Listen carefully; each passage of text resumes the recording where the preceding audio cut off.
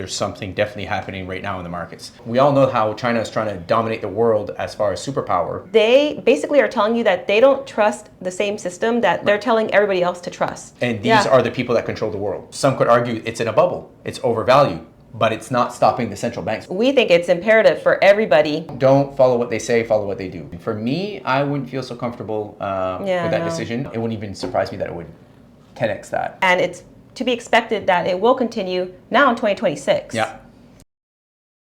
Hey guys, welcome back to the podcast. Hey guys. Today we are going to be talking about the crazy surge in gold and silver in 2025, and it's to be expected that it will continue now in 2026. Yeah. It's absolutely mind-blowing what's been happening with gold and silver. I mean, everybody's talking about it. Everybody's buying it. Right. Well, yeah. Obviously, it's something we talk about quite a bit, but besides that, whether we're just passionate about it or not, there's something definitely happening right now in the markets. There's just so much activity, and the spike, I call it the spike of 2025.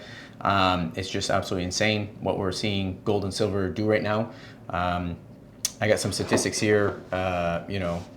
We have basically, the last time I just checked this a couple days ago, so we had, at the beginning of this year, we had silver at $29 an ounce, and at the last time I checked, just a couple days ago, was $71.88, I believe it is. I think right now it's at 72. That's a huge spike. And the same thing with gold. Gold was $26.24 at the beginning of 2025. Now it's $44.70. That's absolutely insane. So, when we bought, if I recall, it was early 2019, and I was buying silver at $18, just around $18 on spot, an ounce, a bar. Yeah. So that's 7 years ago, but from my quick calculation, that's like a 300% increase from that. So it's absolutely just insane, kind of what's going on. And I think it shows a lot of instability, in the markets. What's kind of the people's faith in the fiat and where it's going, and the government printing and the money printing. So there's just a lot there. I think things are on shaky ground. Oh yeah, definitely. I mean, realistically, you have to think when banks and governments are buying up large amounts of gold and silver, which they are, when they're doing this, it's because they basically are telling you that they don't trust the same system that they're telling everybody else to trust. Yeah. So that it is what it is. And we think it's imperative for everybody to try and get gold and silver, and have it within your possession too, because we also know that it's a big thing, right, for people to buy precious metals and then not store it in their own physical possession. They will, store it in, what do you call those? Vaults. Yeah. There's a couple big ones I know in the U.S., right? There's probably tons now. There's the Toronto one. I think there's one in Utah. There's several. I'm not an expert on the vaults because we don't use them. No. But there's several. Yeah. And, I saw an argument on a video recently, and it was mentioned like, hey, if you have tons of precious metals and you want to store, maybe you want to diversify where you store it, and you store some in a vault or you store some here or there, okay, but for most people, you're not going to have millions and millions and millions of dollars in precious metals, right? You usually will have enough. Yeah, you have enough that you should be able to securely store that where you are, or in the vicinity, right? So just not trusting it to a third party. Yeah. That's having true control over the asset. I've actually had some arguments with friends with that. I have another great friend that stacks a lot of gold, and he is a big fan of, he's got some in his physical possession, but he's got a lot that's not. And for him, that works. And, to each his own. That's his conviction. For me, I wouldn't feel so comfortable with that decision. I would want to be able to, if I need to sell it, I could call ATMEX or whoever and get it sold right away and buy the things that I need. I don't want the vaults to be locked down. I don't want the power to go out, or the grid, God forbid, the grid to go out in the exact time that I would need it, which would probably happen. Yeah. Can you imagine a situation where something is really happening and all of a sudden there's that urgency to get your assets. You know, there's going to be people that are running to an ATM to pull out money from the bank, whether it's some type of natural disaster or a man-made caused disaster or just whatever, something that's going on. And you can't access, you know, the money because everybody's trying to get it, or systems are down, or if you have precious metals in a vault somewhere, I mean, it happened. It's the same thing. There's not much different. It happened in Cyprus where they locked down their banks and their ATMs were not working. So what's the difference between trying to take out fiat or take out a gold bar or whatever? It's money. That's the point of. And it can get confiscated too. Yeah, that's the other thing. There was not long ago, I can't remember when, but I'm pretty sure it was in California that the FBI or I really should have looked at this before, but I'm just thinking about it now. They raided some safe deposit boxes, I believe it was, looking for something, I don't know. And then people had, you know, like their precious metals and all kinds of stuff because they entrusted it to be safe in this safe deposit box. I mean. And that's the other risk that you run is whenever you always have a third party between you and your ownership of whatever it is, that's when you run the risk of you're depending on that third party to do its job. So whether it's locking into the vault, whether it's taking care of your house while you're gone, whatever, I'm just saying it's a risk. It's a risk and it's a liability. So I always encourage people, and that's what we try to do, is take possessions and take matters in our own hands so that we are in full control of the things that we own, wherever they are, whether buried somewhere or whatever the case is. But I think that's the point. And then going back, I wanted to touch on that right now. Going back on the central banks, you know, China, I read something recently that China actually, and you know, we all know how China is trying to dominate the world as far as superpower, trying to overtake the US. China has recently, or not recently, they've been consecutively buying gold in record highs for the past, I think, 10 or 13 years. And that is despite the price. That's the fact. It's not just because it's a cheap asset. You could have said that back when we were buying, like, oh, gold and silver are undervalued. We kept hearing that. I kept hearing that. That's why I was like, oh, get it now, get it now, get it now. What's $18? I spent that on a sub at Subway. But the fact that now some could argue it's in a bubble. It's overvalued. But it's not stopping the central banks from buying it. So that should tell you something, that it's not overvalued, that it is sound and true money, and that it's, despite the price, it's like they're still buying it. And these are the people that control the world. So, you know. It's a big deal. It's a big deal. It is a very big deal. And people will make the argument or be inclined to think, you know, well, I'm not going to buy it now because it is at this price. You know, it's not the same. It's not as affordable as it was before, or I'll wait to get it. And, you know, if you have to wait. But if you can now, definitely, I'd say find a reputable dealer. You know, watch out for the scams out there because there's a lot of scams that are popping up as always, but especially now because scams are on the rise in all kinds of ways, especially now with precious metals, and you really have to watch out because they like to prey on people, unfortunately, that you know, are just believing in the best and everything. And so anyways, all that to say, you want to find a reputable dealer and do your research there, because if you can get some gold and silver, it's going to be great. I mean, what do they say that back in the day, an ounce of gold could buy? So basically, I think that comes from Leonard Zhang. We really big fan of hers. I've consulted with them before. She has a saying that, I don't know it by heart, but it's something along the lines of an ounce of gold could buy a whole city block of properties and all, like the whole street. Now, obviously that's a long time ago, but it still holds true. The fact of the matter is, it's the principle. It's the principle. It's the principle that gold is a tangible asset that has to be labored out of the ground, that holds value. It's tangible. It doesn't break. It doesn't rust. It doesn't.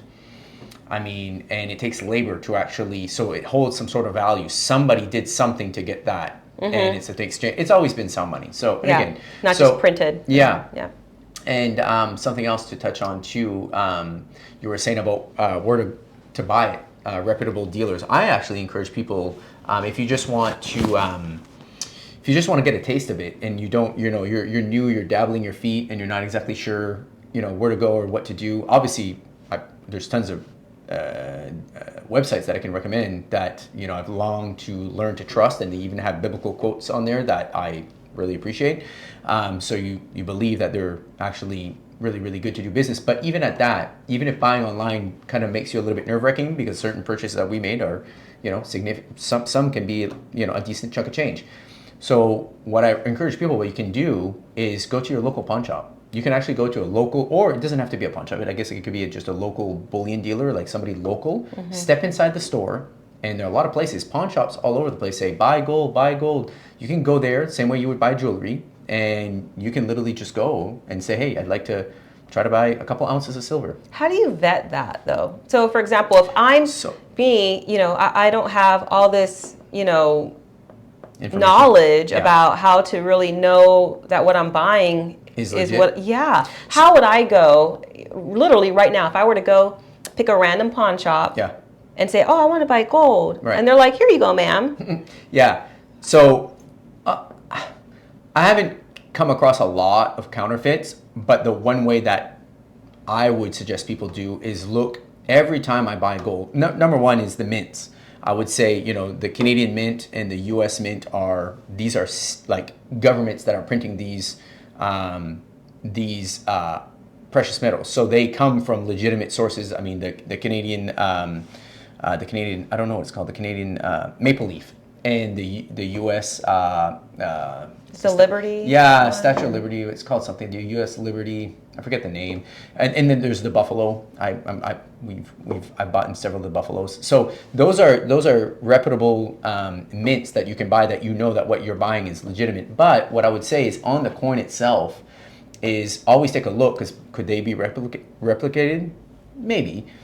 But on the coin itself, usually there's a number. Not all the time, but a lot of times there's a number, like a stock number, like 01122255569.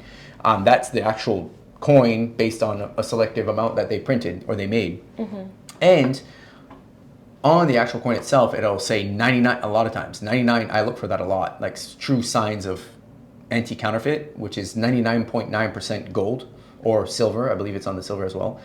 So those are the ways that you can mitigate, really start to understand who's the minting, where did this coin come from, this precious metal? Did it come, does it have a random, does it just have a random design? Where does it come from? I like it that it's government backed, that in the sense of like, these are places that I could barter. If I buy the US Liberty, I probably can make do and sell it to any reputable companies here in the U.S. So that's how I go about it, and then look for the 99.9% pure. It's usually always written on it, but those are the ways that I would. And I would say probably 9 times out of 10 is probably fine. I mean, I don't know if you want to get in there with I'm not even that of an expert. I put in good faith with what I'm seeing, and it's sound and it's legitimate, and it weighs quite a bit, so it's not. You could tell, if it's. But for people to actually create that beautiful design, and it shines in a way that it's like, it's really, really, it's perfected. Yeah. No, that's good information. And I think just, some practical things are just try and make sure that, if you are looking to get precious metals, to use an established dealer, somebody with a reputation that has transparent pricing as well. And then as much as possible, try to buy just basic bullion. Your coins, bars that are priced close to spot. Because you're not going to be, taken advantage of, and There's rare collectibles that are more expensive, and I'm not the expert on that. I've done a lot of research, but I tend to forget. But the point is to get the actual metal. I don't need a fancy design. And I wouldn't even say to pay an additional. And I get it. People, it's like buying baseball cards, right? Like there's certain. Sometimes things, they'll have like a collector thing. Of course, right? People get passionate about different designs, and they'll actually pay more because it's special to them. They like it. There's something that speaks to them. But you don't need to go to that distance. You can just buy plain Jane. It's like having dollar bills versus like a bunch of $2 bills or something like that. And then also, I would suggest not even maybe going into the route of IRAs. It's nice to hold the physical asset. The point of buying precious metals is to hold it. If you don't hold it, you don't own it. That saying, that's how it is with most things. You want to have it in your physical possession. With the IRAs and other things, to me, it just seems... Yeah. Now, I'm going to counterbalance her a little bit, because you're usually the one that gets on me, that harps on me if I say, not recommend people that were not financial advisors, but I would say IRAs might be fine if it's something additional, but I wouldn't bank on every ounces of my gold or silver to be in an IRA form. Don't put all your eggs in that basket. It's not because in and of itself they're bad. It's because of the fact that you can't beat tangible. Yeah. You can't beat something you can touch, own, control, hide, sell. You're in control of that. Exactly. You own it, you hide it, you put it wherever you want. You want to put it in your stock drawer, you can put it in your stock drawer. IRA is just a little bit different. Obviously, it wouldn't be the go-to. Right. Over physical.